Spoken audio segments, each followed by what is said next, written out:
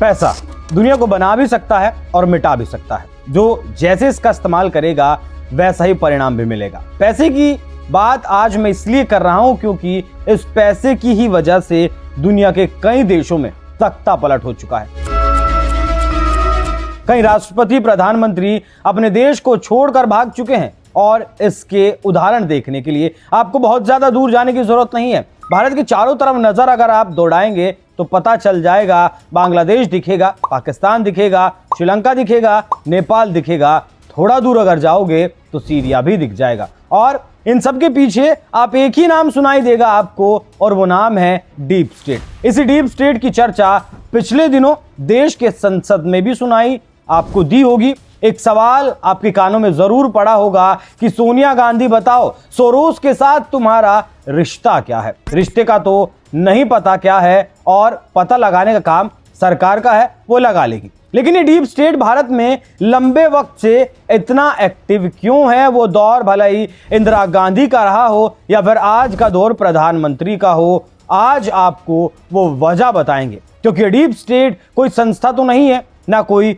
इसका वजूद है, लेकिन फिर भी ये हर जगह मौजूद है। तो सबसे पहले जान लीजिए कि क्या है ये डीप स्टेट। कहा जाता है कि इस डीप स्टेट में अमेरिका की pharma lobby, arms lobby, CIA, FBI के आदमी मिलकर काम करते हैं, और अमेरिका की सरकार को भी ये लोग अपने इशारों पर नचाते हैं, जिससे इनका व्यापार चलता रहे, मोटा पैसा ये बनाते रहे। ये डीप स्टेट एक ऐसी ताकत है जो किसी भी देश की सरकार को खरीद भी सकती है, बेच भी सकती है, किसी देश की सरकार को गिरा भी सकती है, उस देश की सरकार को बना भी सकती है। सरकार गिराती इसलिए है और अपने आदमी की सरकार बनाती इसलिए है जिससे कि इसका व्यापार चलता रहे। बहुत लंबा उदाहरण नहीं दूंगा, यूक्रेन का उदाहरण आप ले लीजिए, किस तरीके से जेलेंस्की को वहां कमान सौंपी गई और आज जेलेंस्की किस हाल में है, आज यूक्रेन किस हाल में है। जो देश कमजोर थे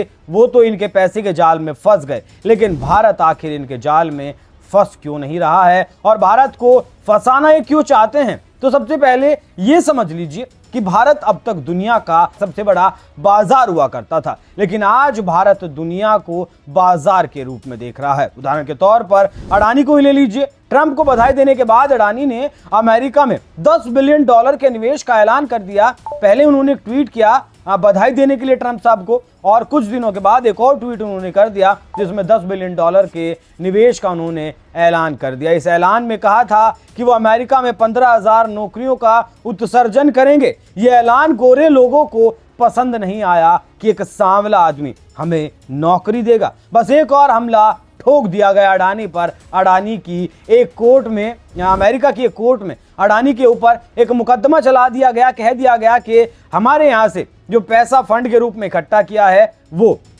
एक पावर प्लांट लगाने के लिए, ग्रीन एनर्जी का पावर प्लांट लगाने के लिए उसमें रिश्वत का इस्तेमाल किया गया। अब ये बताइए कि पैसे पे क्या लिखा है कि पैसा अमेरिका का है, भारत का है। लेकिन मुकदमा अमेरिका में हुआ, नुकसान भारत के आम लोगों का हो गया, क्योंकि विपक्ष ने अडानी अडानी चिल्लाया। जिन लोगों ने अडानी के शेयर खरीदे थे उन्होंने ये देखकर बेच दिए कि कहीं अडानी बर्बाद तो नहीं हो जाएगा। नतीजा ये हुआ कि भारत के आम लोगों का 2.25 लाख करोड़ का नुकसान हो गया, उन्हें चपत लग गई। इससे पहले अगर आपको याद हो तो हिंडनबर्ग की एक रिपोर्ट आई थी जिसमें बहुत सारे किंतु परंतु किए गए थे और कहा गया था कि अडानी ने शेयर मार्केट में कुछ गड़बड़ किया है, रेट को घटाया बढ़ाया अपने हिसाब से। उस गड़बड़ का सिर्फ आरोप लगाया गया था हिंडनबर्ग की तरफ से। अडानी की आधी से ज्यादा संपत्ति अडानी ने गंवा दी थी, लेकिन वो अडानी थे, हिम्मत नहीं हारी। उसके बाद वो फिर उठे, खड़े हुए और वहीं पहुंचे जहां से उन्हें गिराया गया था।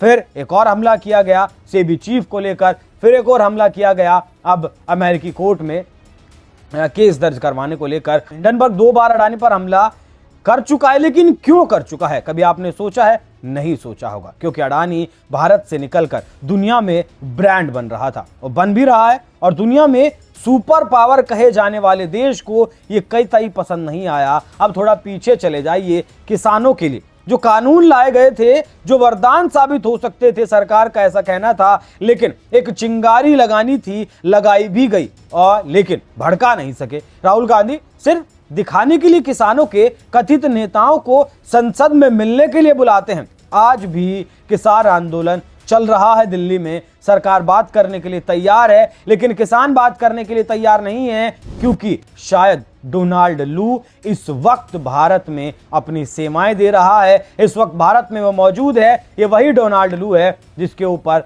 तमाम देशों में तख्तापलट करने के आरोप हैं, और इसका अगला दौरा श्रीलंका और नेपाल का है, क्योंकि अब काफी दिन से नेपाल और श्रीलंका में सब कुछ ठीक चल रहा है। ये वही व्हाइट मैन है जिसका नाम खुले तौर पर शेख हसीना ले चुकी हैं। इमरान खान ने खुले तौर पर आरोप लगाए थे कि उनकी सरकार का तख्ता पलट करने के पीछे अमेरिका और डोनाल्ड लू का हाथ है। ऐसी एक घटना नहीं है। इस देश में सीए के नाम पर आंदोलन किया जाता है जिसका ना कोई सिर था ना कोई पैर था, जिससे मुसलमानों की नागरिकता पर मुसलमानों को कोई खतरा था ही नहीं। कभी सोचा है उत्तर प्रदेश जैसे राज्य में इतनी टाइट सिक्योरिटी होने के बाद भी लगातार पेपर लीक हो जाते हैं? ये आज जरूर आपको छोटी छोटी बात लग रही होंगी, लेकिन इन्हीं मुद्दों को चिंगारी में बदलने की कवायद बड़ी तेजी के साथ इस देश में चल रही है, और केरोसिन देश में पहले से ही छिड़का हुआ है। इस देश में मौजूदा नेता विपक्ष राहुल गांधी विदेश में बैठकर ये बयान दे चुके हैं। अब आप ये भी समझ लीजिए कि भारत क्यों इन डीप स्टेट या फिर व्यापारियों के निशाने पर है। लेकिन उससे पहले ये समझ लीजिए कि 2021 में म्यांमार में दंगा भड़काया गया। उसी साल 2021 में ही अफगानिस्तान को तालिबान के हाथों सौंप दिया गया। 2022 में श्रीलंका के प्रधानमंत्री को देश छोड़कर भागना पड़ा। पाकिस्तान भी शिकार हो चुका है। इमरान खान जेल में चक्की पीस रहे हैं। 2023 में भारत के मणिपुर में आग लगाई गई हिंसा की आग लगातार आज भी लगी हुई है, और इस आग में हिंदुस्तान जल रहा है, मणिपुर जल रहा है। आपको ये पता करना जरूरी है, क्योंकि यहां ये ड्रग माफिया मोटी कमाई करना चाहते हैं। साथ ही जो शेख हसीना की तरफ से कहा गया था कि एक बांग्लादेश का छोटा सा टुकड़ा चाहता है अमेरिका, जिससे वो अपना आर्मी बेस यहां बना सके और डीप क्रिश्चियन स्टेट बनाने की बात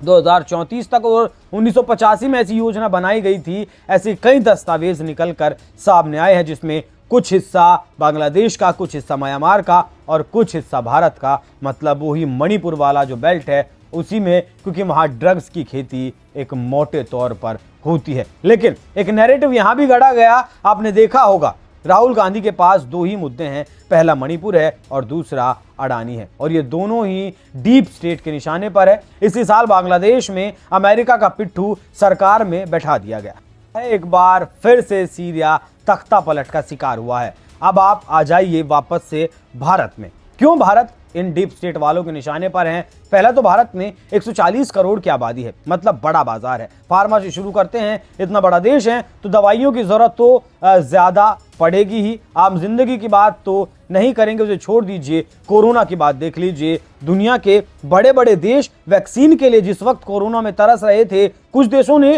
वो वैक्सीन बनाई भी थी, लेकिन भारत ने क्या किया? भारत ने अपनी वैक्सीन खुद बनाई। 200 करोड़ डोज देश में लगाई। हिंदुस्तान में 3 फेज में देश में ये डोज लगाई गई, और देश के बाहर भी करोड़ों डोज कोरोना की दी गई। कुछ देशों को फ्री भी दी गई। चुनाव, अब ये जो अमेरिका है या फिर सुपर पावर है या फिर कहें कि डीप स्टेट के जो दानव है, वो इसे सहन नहीं कर पाए, क्योंकि अगर वैक्सीन खरीदी जाती तो देखिए कितना मोटा व्यापार इन व्यापारियों का होता। क्योंकि भारत का जो मौजूदा प्रधानमंत्री है वो किसी भी देश के सामने झुकना स्वीकार नहीं करता। वो आंख में आंख डालकर बात करता है, और कोई अमेरिका की आंख में आंख डालकर बात करे वो भला कैसे उसे बर्दाश्त कर सकता है? दूसरा, रूस पर अमेरिका ने दुनिया भर के प्रतिबंध लाद दिए। भारत को भी आंख दिखाई, लेकिन भारत ने रूस से तेल खरीदा, और सिर्फ खरीदा ही नहीं बल्कि बेचा भी, और उसे बेचकर डॉलर भी कमाया। और ये तेल उन्हीं यूरोप के देशों को बेचा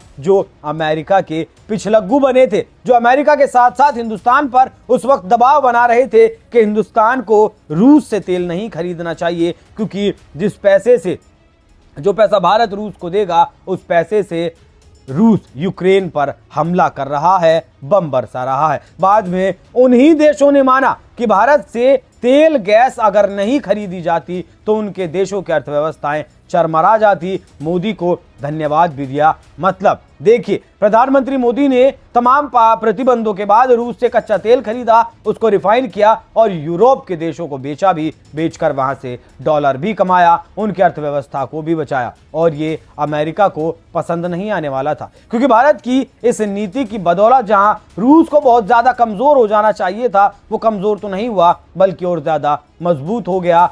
युद्ध से पहले की जो जीडीपी थी रूस की, वो देख लीजिए और आज की जीडीपी देख लीजिए, आपको मजबूत मिलेगी। दूसरे विश्व युद्ध तक, वैसे अगर आपको जानकारी के लिए बता दूं तो दूसरे विश्व युद्ध तक अमेरिका और रूस दोस्त ही तो हुआ करते थे, लेकिन अमेरिका ने बिना रूस को बताए जापान पर परमाणु हमला कर दिया, जो रूस को पसंद नहीं आया, बर्दाश्त नहीं कर पाया। रूस की तरफ से कहा गया कि आपने तो हमें धोखा दे दिया, अब हम आपके साथ नहीं रहेंगे। तो रूस ने अमेरिका का साथ छोड़ दिया और फिर बदले में अमेरिका ने यूएसएसआर को 15 टुकड़ों में तोड़ दिया। मतलब दूसरे विश्व युद्ध के दौरान तक रूस जो आज आप देख रहे हैं वो यूएसएसआर कहा जाता था, और यूक्रेन रूस और यूक्रेन आज युद्ध लड़ रहे हैं, वो दोनों यूएसएसआर के ही हिस्सा हुआ करते थे। और लड़ाई यही है कि रूस नहीं चाहता कि अमेरिका उसकी सीमा पर आकर बैठ जाए, यूक्रेन में आकर बैठ जाए। दोनों के बीच आज अमेरिका और रूस के बीच वर्चस्व की लड़ाई है कि कौन ज्यादा ताकतवर है, कौन दुनिया की सुपर पावर है। उसकी ही लड़ाई आज चल रही है, जिसका शिकार हुआ यूक्रेन। जिस यूक्रेन ने नाटो में जाने के लिए अपना सब कुछ गंवा दिया, जिसके लिए ये सब किया गया, उसी अमेरिका ने नाटो को छोड़ने की तक धमकी दे दी। डोनाल्ड ट्रंप ने अभी कहा कि जो 32 देश नाटो में शामिल हैं, ऐसा इनका करार था कि जो नाटो में देश है, अगर कोई भी बाहर का देश किसी एक नाटो देश पर हमला करेगा तो सारे नाटो के देश मिलकर उसका बदला लेंगे, उस पर हमला करेंगे। लेकिन यह भी तय था कि सब देश अपनी अपनी जीडीपी का 2% हिस्सा अपने हथियारों पर खर्च करेंगे। अपने जो उनका बजट है, रक्षा क्षेत्र का जो बजट है, उसका 2% आप इसमें नाटो का जो ग्रुप है उसके लिए निवेश करेंगे, उसमें हथियार खरीदेंगे। लेकिन एक वक्त ऐसा आया जब 18% तक का जो निवेश था इसमें नाटो का, वो नाटो में सिर्फ अमेरिका का था। लेकिन उसके बाद अमेरिका ने धीरे धीरे कटौती की और आज भी लगभग 3.5% के से ज्यादा का शेयर इस नाटो में अमेरिका का है। और यही बात कही है किसने? डोनाल्ड ट्रंप ने, कि अगर आप वो जो 2% वाला हमारा डील हुआ था, जो लिखा हुआ है इनके संविधान ही कह लीजिए एक तरीके से, इनकी ट्रीटी में जो लिखा हुआ है वो नहीं करेंगे तो मैं नाटो को छोड़ दूंगा, क्योंकि मैं नहीं चाहता कि अमेरिका के नागरिकों का जो पैसा है वो यूक्रेन में बहाया जाए। क्यों बहाया जाए? सीरिया भी इसीलिए उन्होंने खाली कर दिया कि भैया आप जो कुछ करना है करिए, रशिया को अगर वहां जाना है तो रशिया जाए या जिसे और जाना है वो जाए। डोनाल्ड ट्रंप एक व्यापारी हैं, व्यापारिक सोच ही वो रखते हैं। और जब ये जो नाटो देश हैं 2% पैसे का अगर हथियार खरीदेंगे तो नाटो देश हैं तो किससे खरीदेंगे? रशिया से खरीदने तो नहीं जाएंगे, अमेरिका से ही खरीदेंगे। अमेरिका का यहां व्यापार बढ़ेगा, हथियार खरीदा जाएगा, पैसा किसकी जेब में आएगा? अमेरिका की जेब में जाएगा। तो सारी कहानी आकर टिकती है पैसे पर। अब आप अंत में भारत के परिप्रेक्ष्य में सोनिया गांधी, राहुल गांधी और इनके जॉर्ज सोरोस के साथ रिश्ते को भी समझ लीजिए, क्योंकि सदन में बहुत ज्यादा हाहुल्ला इस बात पर हुआ। गिरिराज सिंह बीजेपी के जो मंत्री हैं वो भी एक फोटो लेकर आए थे, 2 फोटो थे उनके हाथ में, एक सोनिया गांधी और एक जॉर्ज सोरोस का, जिस पर लिखा हुआ था कि सोनिया सोरोस का रिश्ता क्या है, जरा बता दीजिए और अंदाजा लगा लीजिए कि कौन क्या कर रहा है, जो मैं आपको अब ये बताने वाला हूं। दरअसल मामला कुछ ऐसा है कि एक संस्था है जिसका नाम है organized crime and corruption reporting project, OCCRP। इस संस्था को बाइडेन की अगुवाई वाली डेमोक्रेटिक सरकार से जबरदस्त तरीके से फंडिंग मिली है। फ्रांस के मीडिया पोर्ट का ये खुलासा है। ये फ्रांस के एक मीडिया पोर्ट ने अपने यहाँ खबर छापी थी, जो ये जानकारी मिली कि OCCPR को डेमोक्रेटिक पार्टी की तरफ से फंड किया गया। लेकिन ये भारत के लिए महत्वपूर्ण क्यों हो जाता है? क्योंकि OCCRP ने पिछले 3 सालों में भारत के खिलाफ कई ऐसी रिपोर्टें छापी हैं जिनसे न सिर्फ भारत की राजनीति प्रभावित हुई बल्कि चुनावों पर भी इसका असर देखने को मिला। बीजेपी का ऐसा आरोप है कि इस संस्था को जॉर्ज सोरोस से फंड मिलता है। इस संस्था के जरिए खोजी पत्रकारिता के नाम पर सोरोस गैंग दूसरे देशों में नैरेटिव फैलाता है और इन नैरेटिव के जरिए ही देशों में तख्ता पलट करवाता है। मतलब जो डीप स्टेट है वो इस नैरेटिव, पहले नैरेटिव चलाता है, उसके बाद तख्ता पलट करता है, वहीं से सारा कुछ चलता है। ये संस्था कश्मीर को भी अलग करने की बात कर चुकी है, कश्मीर को भारत से स्वतंत्र करने की मांग करती रही है। सीए हो या फिर किसान आंदोलन हो, ये दोनों आंदोलन बहुत लंबे चले और इन संस्थाओं में लंबे चौड़े लेख भी लिखे जा चुके हैं और इन्हीं लेखों को आधार बनाकर कांग्रेस देश में अलग अलग नैरेटिव चलाती रही है। बीजेपी का यह भी आरोप है कि सोनिया गांधी इस संस्था में को चेयरपर्सन रह चुकी हैं। 1994 में संस्था का जन्म हुआ था और तब से ये कहीं वो भारत के खिलाफ एजेंडा चलाती आई है और तमाम देशों में एजेंडा चलाती आई है ये संस्था। इतना ही नहीं, आरोप ये भी है कि राजीव गांधी फाउंडेशन को भी इससे फंड मिला है। अब बीजेपी ने सिर्फ ये आरोप लगाए हैं या फिर उसके पास कोई पुख्ता सबूत भी है, ये जांच का विषय है। बीजेपी ने आरोप लगाया कि सोनिया गांधी जो एशिया प्रशांत में democratic leaders forum FDLAP foundation की सह अध्यक्ष भी रह चुकी हैं या फिर मौजूदा वक्त में भी हैं। बीजेपी की तरफ से एक फोटो भी शेयर किया गया, वो संगठन से जुड़ी हुई हैं जिसे जॉर्ज सोरोस फाउंडेशन से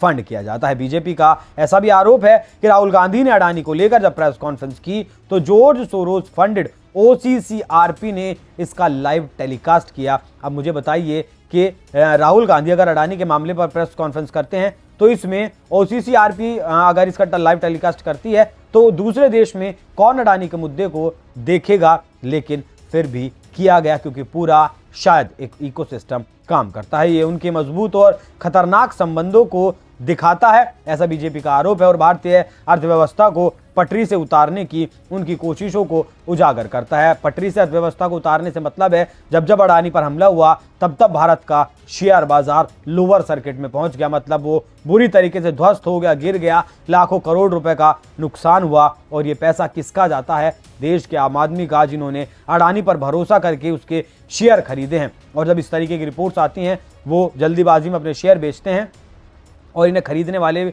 जो ये हिंडनबर्ग वाले हैं, ये शॉर्ट सेलिंग कंपनी चलाते हैं, इन्हीं के आधार पर ये पैसा कमाकर निकल जाते हैं। नुकसान भारत का होता है। कांग्रेस सांसद शशि थरूर ने सार्वजनिक रूप से जॉर्ज सोरोस को अपना पुराना दोस्त भी बताया है। ये सारे आरोप बीजेपी ने लगाए हैं। दूसरी तरफ कांग्रेस ने अडानी को बचाने के लिए अलग आरोप बीजेपी पर लगाए हैं, दोस्ती के आरोप लगाए हैं। किसके आरोपों में कितना दम है वो तो जांच के बाद पता चलेगा, लेकिन एक बात जो सच है वो ये है कि अडानी पर हमले करके देश को कमजोर किया गया है। राहुल गांधी प्रधानमंत्री बनना चाहते हैं, देश को जाति के नाम पर तोड़ने के लिए तमाम कोशिश कर ली गई, लेकिन इस देश की जो जनता है वो अब जागरूक हो गई है। पुराने ढर्रे की राजनीति अब इस देश में नहीं चल रही, तो इस अपने षड्यंत्र में ये लोग कामयाब नहीं हो पाए, लेकिन कोशिशें अभी भी जारी हैं। देखते हैं मोदी को हटाने की, ये सारी जो साजिशें हैं मोदी को हटाने की हैं, क्योंकि जॉर्ज सोरोस का मानना है, 94 साल के जॉर्ज सोरोस का मानना है